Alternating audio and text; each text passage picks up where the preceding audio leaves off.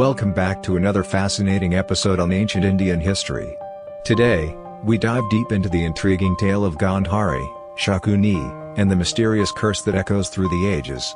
If you haven't already, don't forget to hit that subscribe button and ring the notification bell, so you never miss out on our historical adventures.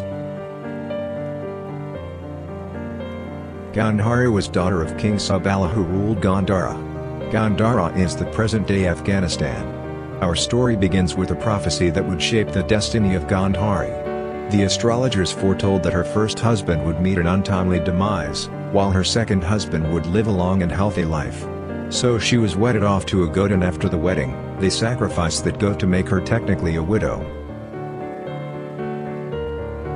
Fast forward to a time when Bhishma defeated the king of Gandhara, Sabala. Bhishma coerced the king Sabala into giving his daughter's hand in marriage to the prince of Hastinapur. When Gandhari found out that her would-be husband was born blind, she blindfolded herself and decided to live a life of a blind herself to share the life of her husband. Since her childhood, Gandhari was afraid of dark. She thus leads a petrified life of darkness behind the blindfold. The marriage did not go well with Shakuni, who felt cheated that his sister was tricked into the marriage to a blind man by Bhishma. He called it as an injustice for his sister to lead a life blindfolded. He felt deceived and vowed to punish Bhishma for orchestrating this marriage.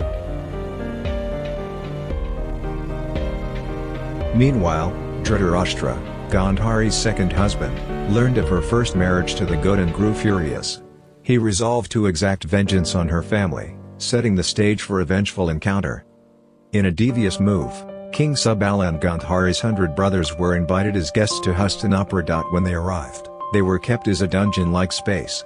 Food was served by servants, but the quantity decreased by the day.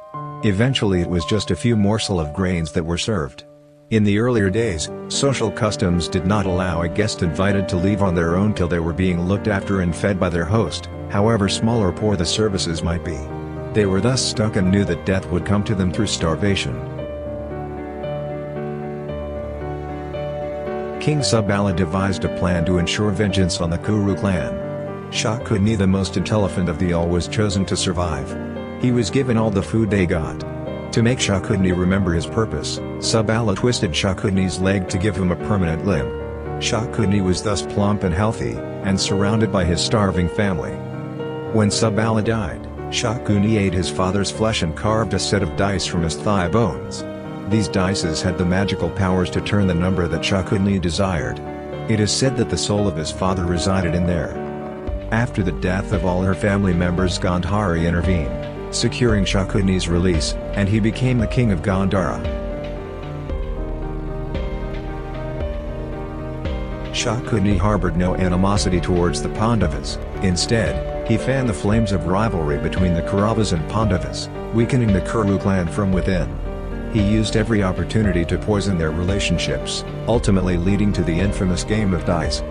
Shakuni played the pivotal role in orchestrating the game of dice that sent the Pandavas into exile, using the dice made from his father's bones. His cunning and manipulation were instrumental in setting the stage for the Mahabharata war.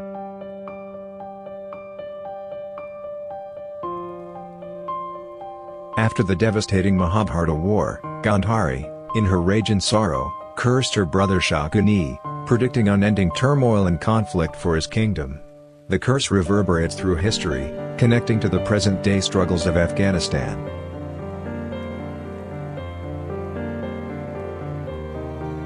Indeed, as we look at the turmoil in Afghanistan today, we can't help but wonder if there's a connection.